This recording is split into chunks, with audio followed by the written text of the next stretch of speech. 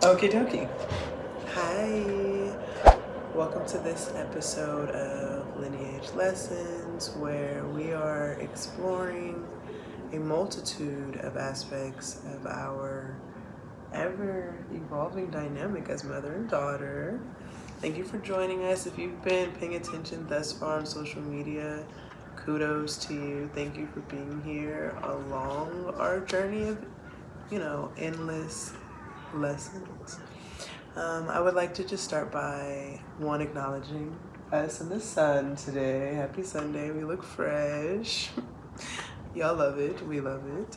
And wanting to just do a little recap.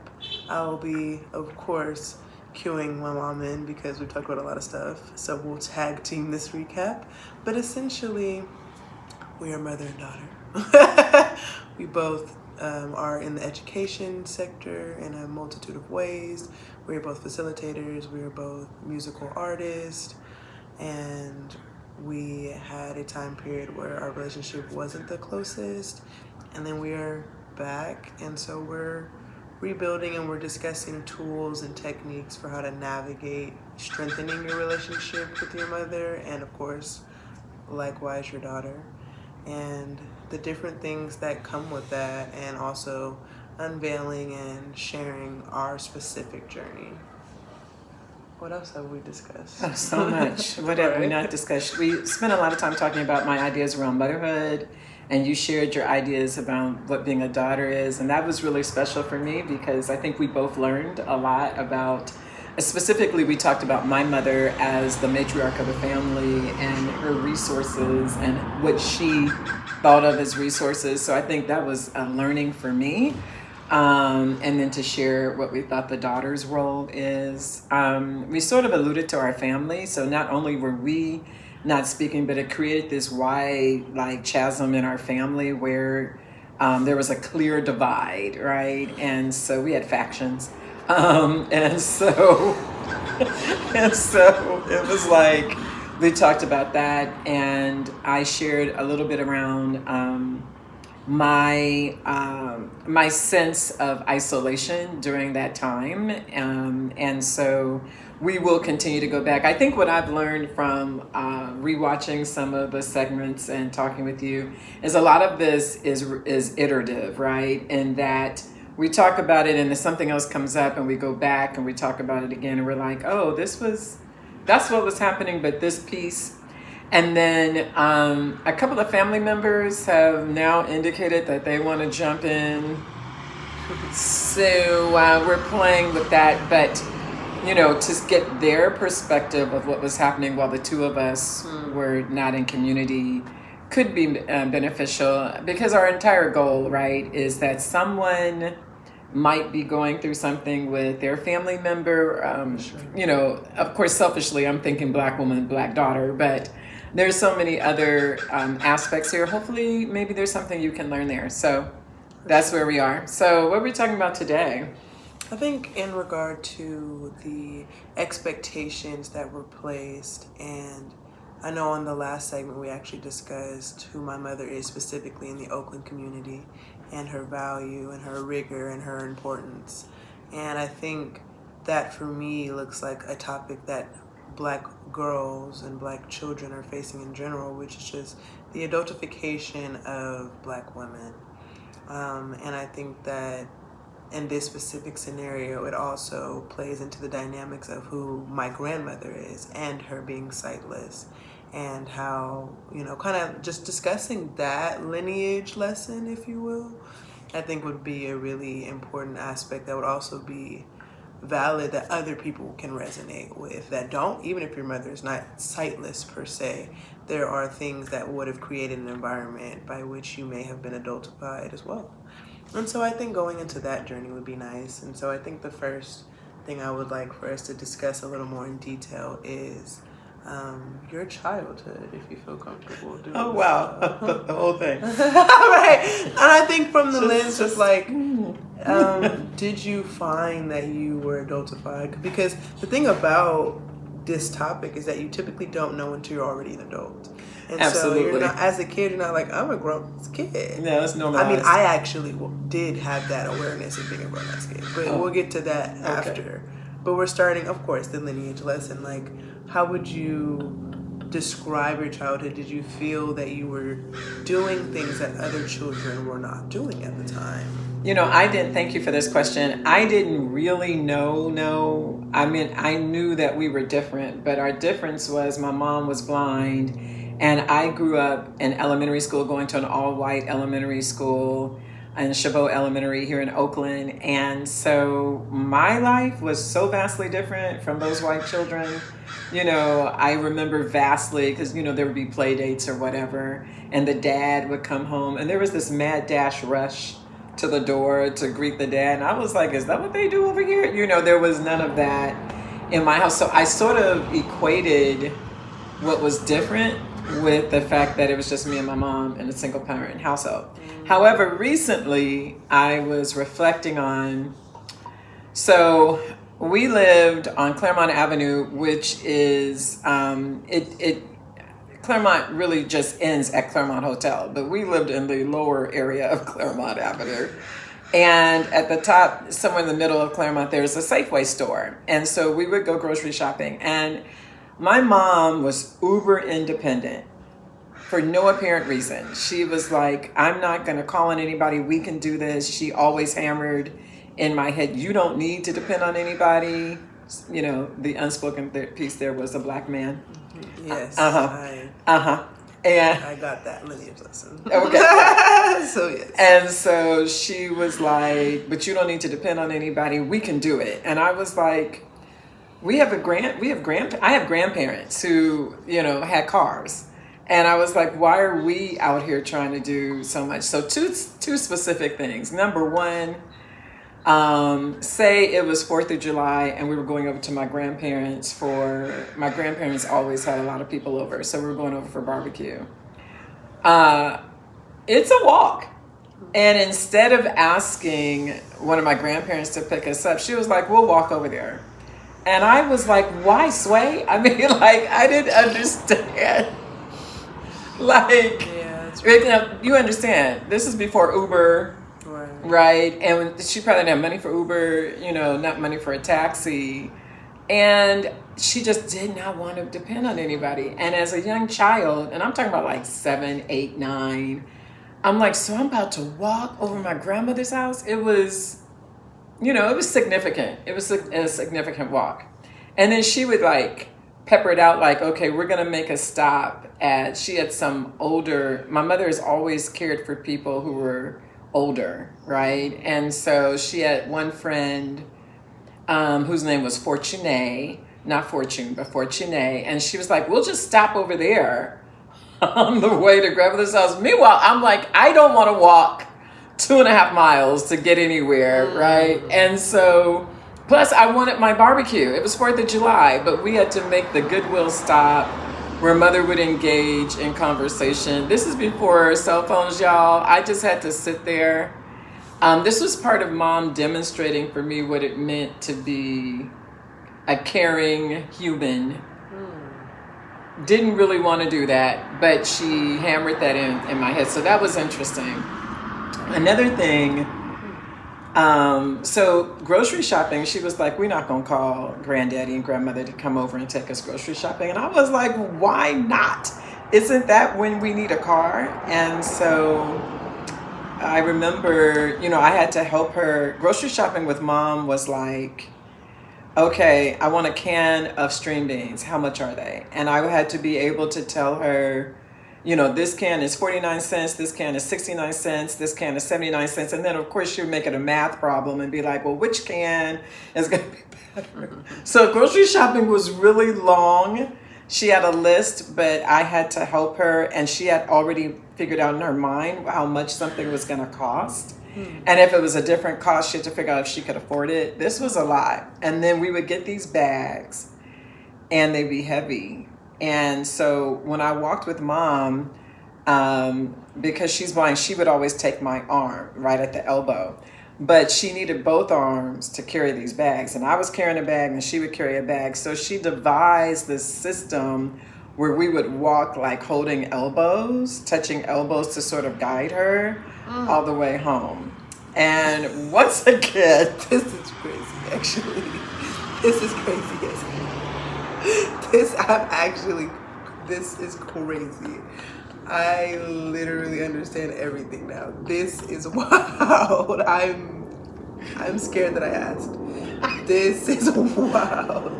I mean, yeah, these are just too small. So if you can see me at 7 and my mom at, I guess, 27, and we are, and I'm guiding her with my elbow and I'm holding a bag and she's holding a bag of groceries and we have to go really... I'm sorry. Because I just realized she's my age damn near. Yeah. With a 7-year-old blind walking. This is too much. This is ridiculous. We can't ask the questions if we don't want to get the real answers, no, this right? is deep. Like, yeah. I didn't even think about it that way. Yeah, not all the time. Sometimes, she would always take the heavier bag because I was only 7.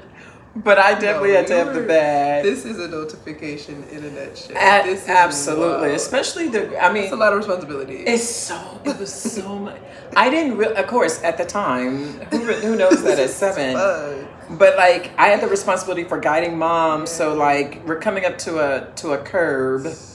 Don't walk forward. You know what I mean? Because if you walk forward, the light, could turn right. And so I had to judge, do I have enough time to make it across the street? I'm sorry. This is crazy. This is so deep because you were 7. Like, I can barely not drop my groceries today at 27 or 26. Wow. Yeah.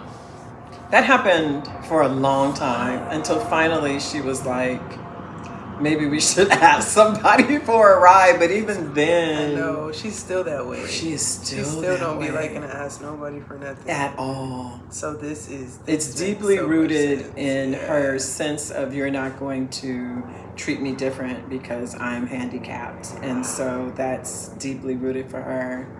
But she also gave that to me, right? And so... every month we had to make out the bills. Mom did not have a checking account because she didn't trust checking accounts. So we would have to go to the bank, get her money, and then get money orders. And I know y'all probably don't, y'all young, but money orders is what you get at the bank that's like a check, but you have to make it out like the money order is made out to PG&E at the bank. So then I had to have the responsibility. We would hold these money orders until we got home, and then I would have to make out the bills. Fuck. Because I'm sorry. I'm sorry. Somebody cut that out. Or not. That's real. That's a real response. No, that's... But I mean, mom couldn't see, right? And so you know how the bills come. Y'all pay online now. Y'all don't know what bills look like. Paper bills? Yeah, they came in the mail. Were you like 10? Or younger. Yeah. How long were you? You know what? Probably. Well, mom taught me to read very, very, very young. So I was reading at like 4 or 5. And so somewhere around 6 or 7, I could read her bills to her. And so they would come in the mail. And then I'd be like, okay, this is PG&E and it's 35, whatever. And so then we would go to the bank, get the money order, and I would come home and she taught me how to make out the return address and the thing and put the stamp. And then we would go. Yeah, this is why we started with you. This is literally you today, but at 7. Like, this makes so much sense.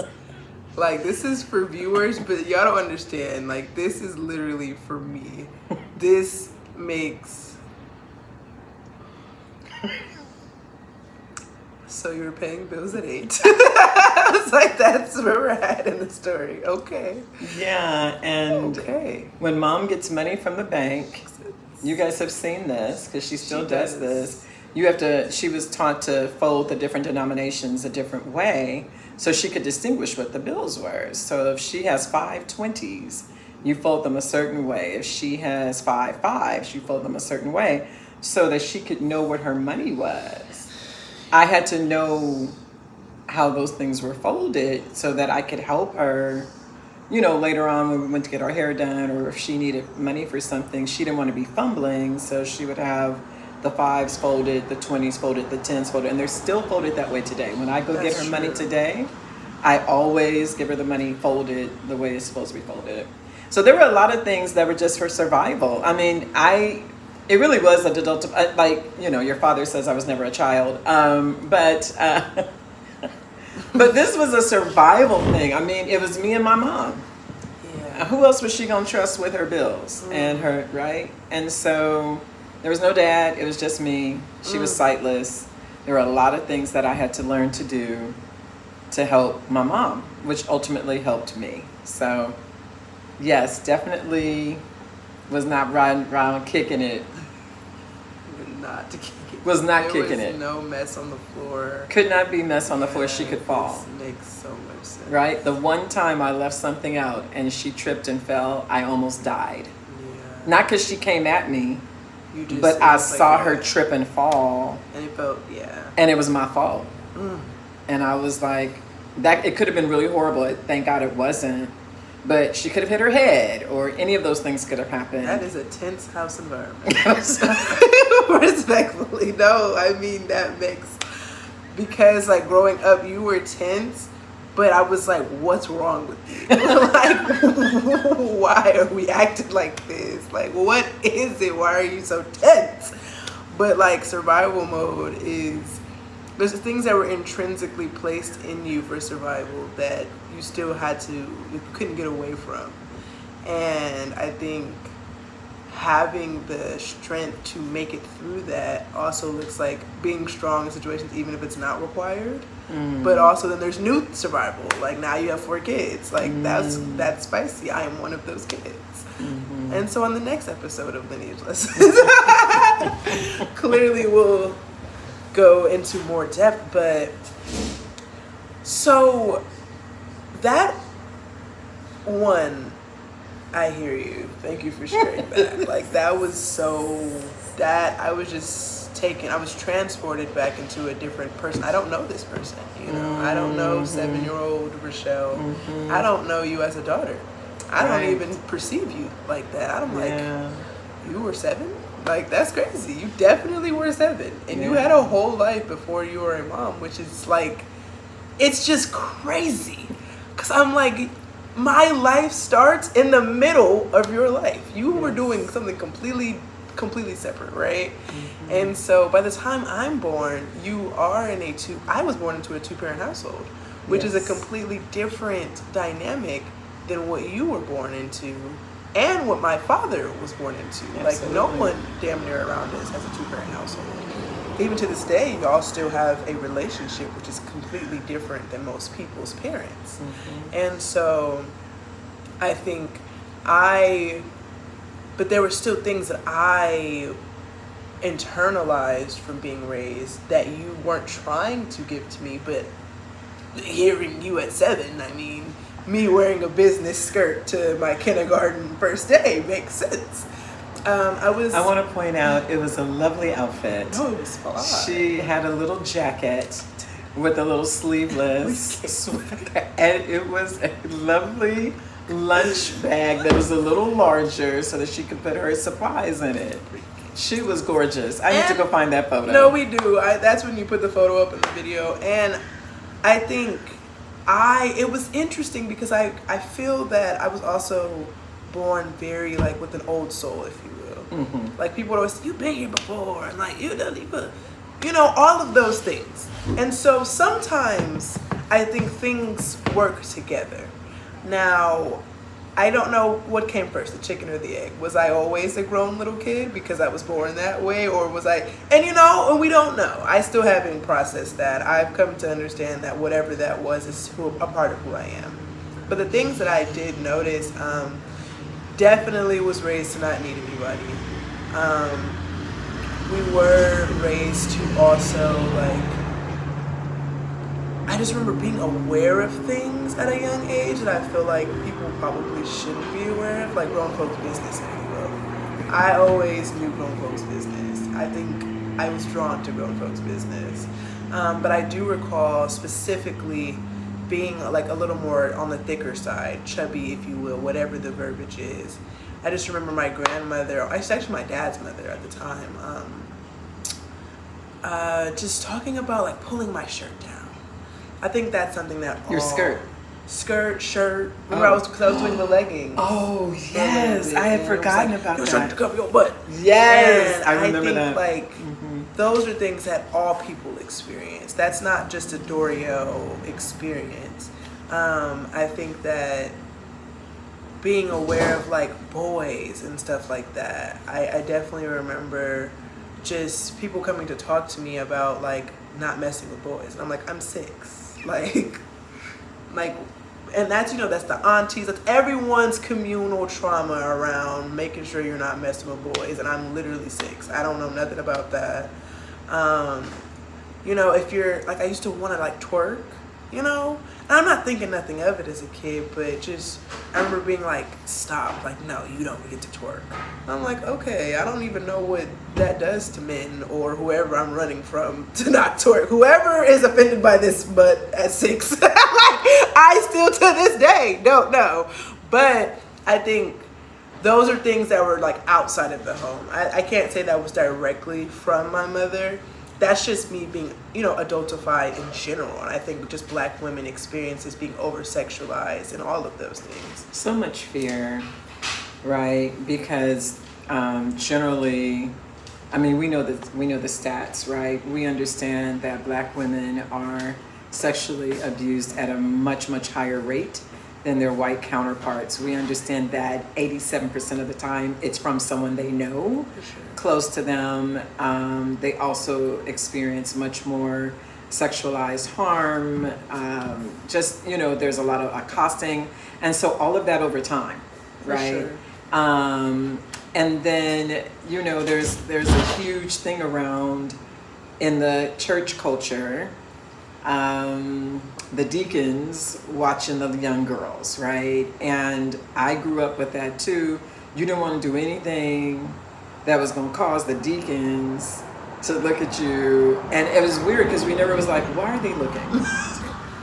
We never asked that no question. One's answered that question. Right. But the church mothers would be like, here, cover your legs. Skirt, yeah. With your, they'd have a handkerchief or something to cover your legs. Always, I was a pianist, and they always were like, you need to wear longer skirts because they can see underneath the piano.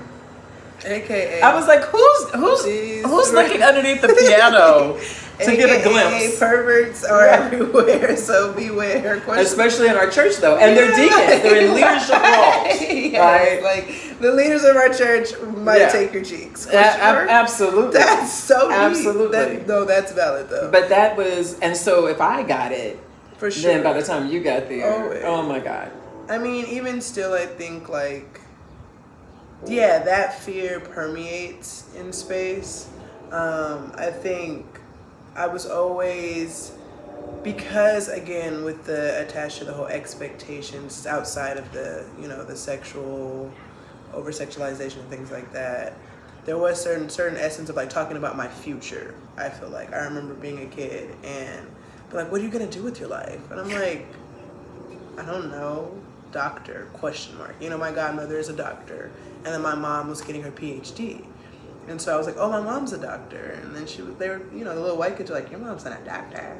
And I'm like, my mom has her doctorate. Like, why do I even have to be aware of that as a Black kid? Where if I was a white kid and I said my mom's a doctor, they would be like, okay. Facts. Right? Facts. So I think I was also being sent to a white school, pros and cons. I think, let's be honest, that does unfortunately make you more aware. I think adultification is a good word for it, but also sometimes a heightened sense of awareness, which I'm finding you had a heightened sense of awareness as well, being that you had every move that you made could potentially, endanger your mother's life. And likewise for me, a heightened sense of awareness came from just like being Black. Like I very much remember being Black was just like a lot for people. Like I'm at this white school, but I'm smart. So now I'm aware that I'm Black because I'm smart. Like I just thought we was all up in here smart. No. But no, because I am Black, I am like, I was very hyper aware of like my existence at a young age. And I think that also, again, my parents tried to have conversations with me because people didn't necessarily have conversations with them. Exactly. And I think that was fire. Don't get me wrong, but I think sometimes I was aware of things I don't know if I should have been aware of. And that's so real because I went to an all-white elementary school, and because of what I experienced, I sort of knew what was coming for you, and so I was like, well, I'm gonna prep her. Let's be clear, did not want you to go to the school of discreet. Yeah. So that was not an option. And here's the thing, as an educator, we all know the schools. Yeah. We know the ones in our cities that are doing it. And I was like, well, she's not going to that one, and she's not going to that one, so it's going to have to be this one. And in our effort to want to give you a better experience, those happen to be the schools that tend to be in the white areas. Absolutely. Right. Which is, it's an issue in itself. It's a pro and con. It I is. think that made me aware that of my future, though. Because why can't I just go to the little school down the street? I'm 7.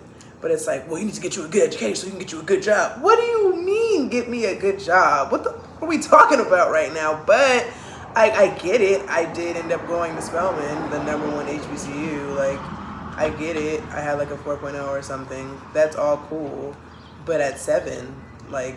You don't get it. I didn't get it, and even but if I we just knew explained it it was to important. you, right? But even if we had been like, here's why we've made this choice to send you all the way across town as opposed to walking up the street. Ruby Bridges, face ass. Absolutely. You just aren't going to get it at 7. But what I will say is, there again, pros and cons. You were so aware of your blackness because there were a lack of other black children. And I just wrote about this in the book. You've got to read your letter. But so what I remembered is there was a little black child, a little white child who was like, I like you, but I can't like you because you're black. Yeah, basically I liked him. No, Okay. so there was 2 separate white boys. Yeah, one bought you flowers too. One did, and he had 2 moms, which I guess made him aware of blackness. Probably. He was like, well, I'm a part of the queer community at this point, Right. so we might as well. You talking to a black person? That's fine. Yeah. So that was him, and he Right. did bring me flowers to the house, the address that I was using, which was my godmother's house. Absolutely. He didn't bring it to my actual house because I didn't live in Because my we didn't actual use that house. address. Because I couldn't go there. Because that's how you work the system. That is, which is very deep. That's its own thing. Being aware of that, like knowing that you had to lie. Like I remember being a kid and being like, "Don't tell them where you live." I'm like, "What in the slave catcher?" Like this is the shit that people don't talk about. That's so fucking normalized. We're not even thinking about it. Every black person that I've talked to knew which school was bad and which school was good. Right. But we never talk about the internalized racism of knowing that like the bad schools is where my people is at. Yeah. And that's so depressing. But that's a whole different. Yeah, world, the education The system. I guess we'll get to that. Right, that'll be its own episode. But yes, the white boy, I told him, his name was Max, and I was like, I like you, and he was like, yeah, I'm white, you're black, we're different. And I remember that was crazy. You've put that in all of your anti-racism trainings and everything. I really, really have. But that was one of those like. But the reason I did, right? Yes, because you came home. Yes, I cried. We had a full, and I was mad as fuck, and I really wanted to go and do the mom. Right. I was like, we're gonna call his parents in. It's gonna be a situation. But then I thought about my daughter having to recount this story over and over and over to people who don't give a shit. But it was one of those hallmark moments because it was so painful for you. I think that might have been the first time that you were smack dab hit with this. Absolutely. Yeah. I was like, there is no escaping that I am black as fuck. Respectfully. It's like I'm you very black. And a lot of people are gonna be okay and a lot of people aren't.